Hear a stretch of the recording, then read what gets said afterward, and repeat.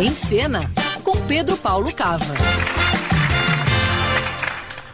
Conosco aqui hoje nos estúdios, esse estúdio hoje é um palco para visitas ilustres. Roberta Zampetti, Pedro Paulo Cava. Bom dia, Pedro. O prazer é meu de estar aqui com vocês. Bom dia. Tudo bem? Tudo bem, Roberta, Luciano? Tudo bem, gente? Tudo bem. Tudo. Belo Horizonte tem mais de um século. Isso não é nada comparado com milhares de outras cidades no mundo. Pense em uma BH que já ficou no passado, onde havia tolerância, gentileza, calma, educação, clima ameno, solidariedade e um belo entardecer com o sol avermelhando o poente e colorindo de laranja as casas e ruas. Por isso escolhi ficar e fazer, embora todos me avisassem que aqui não era terra de permanência. Para qualquer artista, permanência não era possível. Tomei essa decisão há 45 anos atrás por paixão pela cidade e pelas pessoas daqui. Eu nunca me arrependi. A cidade, Paulo, hoje é outra. Perdeu a sua essência humana em velocidade vertiginosa.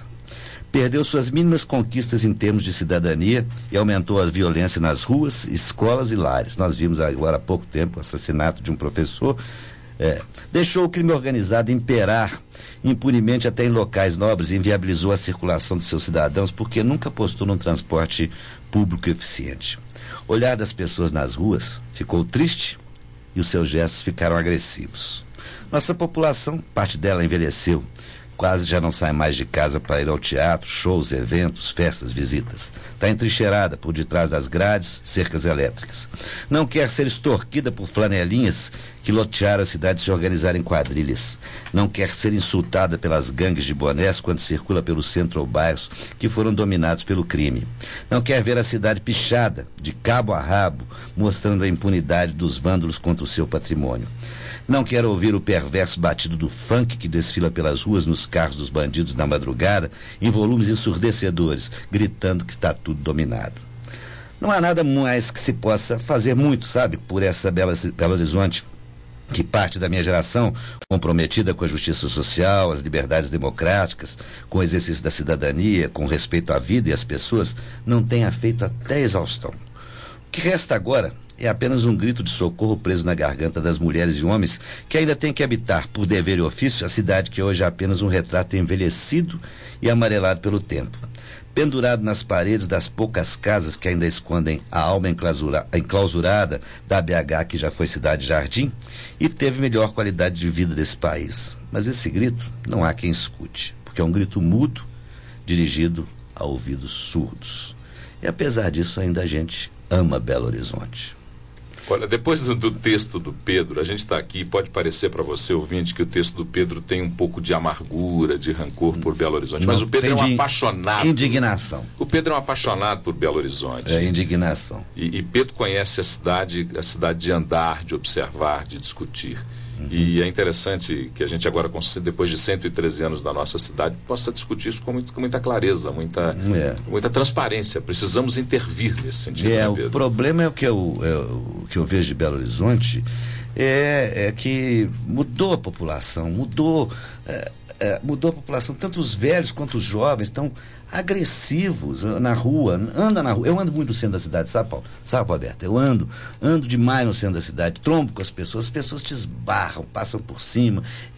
Virou uma cidade que não tem solidariedade. No prédio onde eu moro, no condomínio onde eu moro, é difícil alguém responder bom dia quando você entra no elevador, porque nem os jovens, se o pai não ensina o jovem a ser educado, a rua vai ensinar, porque quando eu entro no elevador, pego uma criança, um jovem, falo assim, bom dia, e nem responde, eu fico até exaustão, bom dia, na cabeça do cidadão, bom dia, bom dia. Aí venço pelo cansaço, você retorna, bom dia, assustado. Eu falei, sua mãe não te ensinou a dizer bom dia para as pessoas do elevador?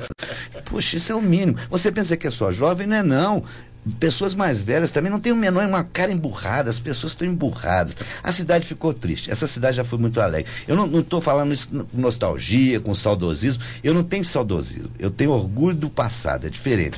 É diferente você ter saudosismo, Belo Horizonte era melhor. Não, Belo Horizonte era melhor em muitas coisas e era pior em outras. Hoje é pior em outras e melhor em algumas, né? Então eu não tenho esse saudosismo, não. Mas vamos lá, eu vou estar aí para discutir com vocês essa questão. Não, o que eu acho, Belo Horizonte, você falou uma cidade bonita. Belo Horizonte, se ela não tivesse sido as casas todas destruídas para dar lugar aos prédios, aos grandes edifícios, né? Ela seria talvez a única cidade no mundo. Agora, eu estou confundindo, não sei se é estilo Art Deco, Art Nouveau, alguma coisa assim. Você lembra das casas? É um estilo mélanger. Misturê. Maravilhoso. Agora, com tantos prédios, você falou aí de clima ameno, nós não temos mais. Gente, eu lembro, por exemplo, agora, Noel Rosas, né? Centenário de Noel Rosa. Eu lembro que o Noel Rosa, ele veio para Belo Horizonte para tratar de tuberculose. Não só ele, mas muita gente vinha do Brasil todo, porque aqui tinha o clima ideal. O próprio Gonzaguinha veio para Belo Horizonte porque tinha um clima ideal para os problemas respiratórios dele. E hoje a gente vê que mudou. Então, por exemplo, eu moro numa região, no meu bairro, não havia prédios. Hoje há prédios, não havia 17, 16 anos atrás, né? Fazia, no inverno, em julho, era 6, 8 graus aqui no Belvedere. Agora, depois que fizeram aquele paredão de prédios ali, com a nossa montanha atrás, né? Hoje, um calor você tem que ter, às vezes, as pessoas você vê tendo ar-condicionado em casa. Quer dizer, não passa mais, né? Não tem espaço para o ar. Eu acho que mudou a população, acho que mudou o enfoque, eu acho que é um problema educacional, as pessoas não estão educadas mais para viver numa comunidade, há um individualismo. Comunidade implica em coletividade, né, Paulinho? Veja bem, comunidade implica numa coletividade. Se você só pensa em você pode passar com aquele carrão gigantesco, aquelas caminhonetas gigantescas por cima de qualquer coisa, parar na fila tripla, e porque você comprou aquilo em 80 meses e não vai dar conta de pagar, né? Tem uma classe média extremamente cruel em Belo Horizonte, sabe? Só para finalizar com o Pedro aqui, o que eu acho interessante é a gente discutir Belo Horizonte sempre com alguns aspectos que nos chamam a atenção. Primeiro, a nossa dimensão geográfica territorial é muito pequena, pequena até com relação às cidades da região metropolitana, e isso faria com que nós tivéssemos pensado há mais tempo no sentido de ter uma cidade menos horizontal e mais vertical.